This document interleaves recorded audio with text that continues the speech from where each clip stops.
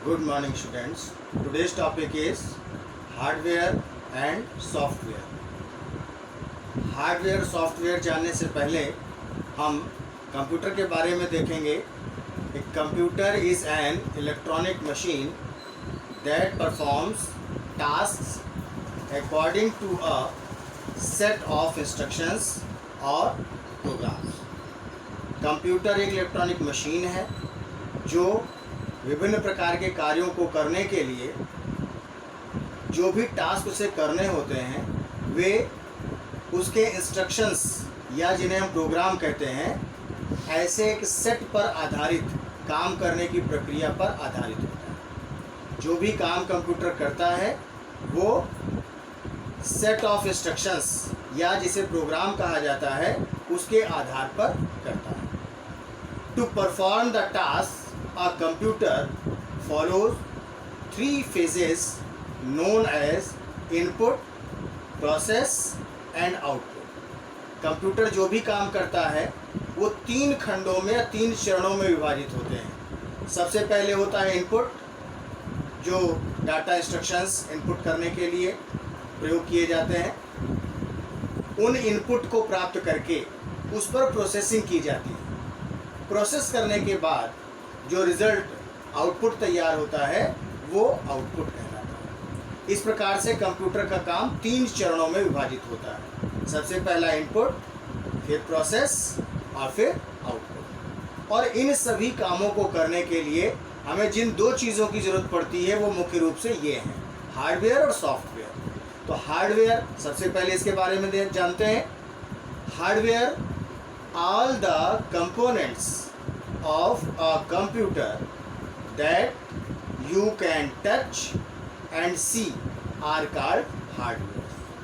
Hardwares वैसे components होते हैं कंप्यूटर के जो कंप्यूटर की संरचना में शामिल होते हैं।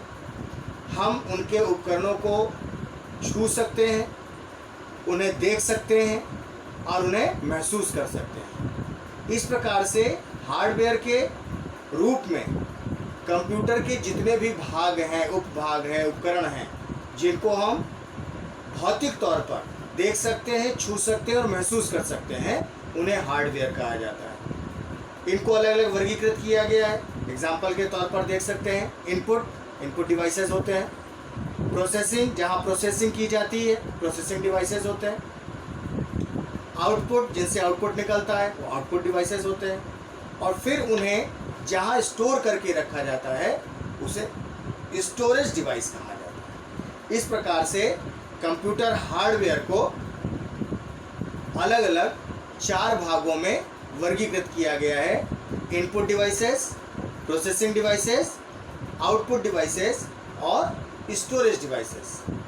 अब इन डिवाइसेस के बारे में हम लोग और डिटेल से आगे पढ़ेंगे, समझेंगे।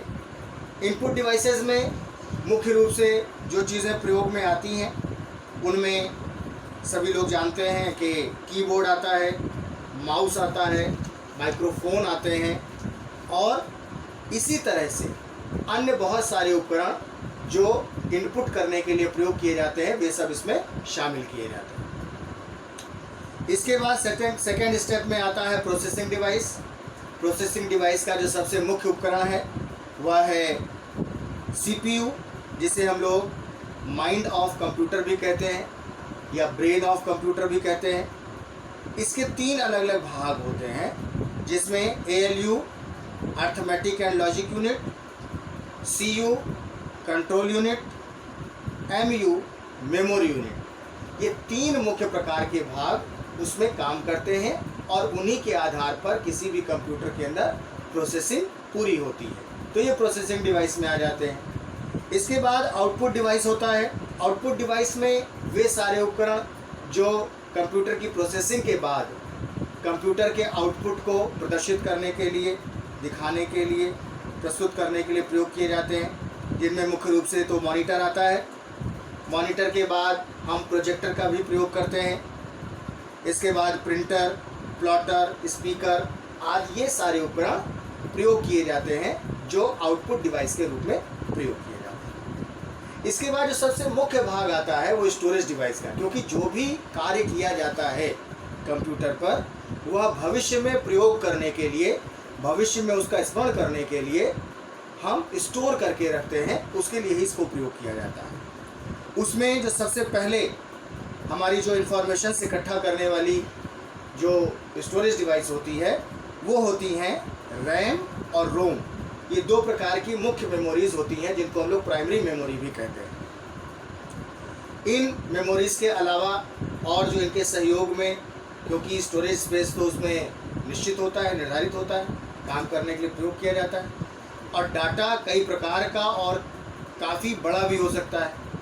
उसे स्टोर करके रखने के लिए अलग अलग प्रकार के डिवाइसेस हमें यूज़ करने पड़ते हैं, जिसमें हार्ड डिस्क, कॉम्पैक्ट डिस्क जिसे हम लोग सीडी भी कहते हैं, सभी लोग जानते हैं, डीवीडी प्रयोग किया जाता है, डिजिटल वर्सेटाइल डिस्क कहते हैं इसे, और आजकल जो आधुनिक तौर पर प्रयोग किया जाता है वो है पीडी, जिसको हम लोग पेन ड्राइव कहते हैं। और पेन ड्राइव में हम बहुत सारा डाटा स्टोर करके रख सकते हैं। तो इस प्रकार से ये अलग अलग प्रकार के डिवाइसेस हैं जिनका हम लोग कंप्यूटर के अंदर हार्डवेयर के रूप में प्रयोग करते हैं।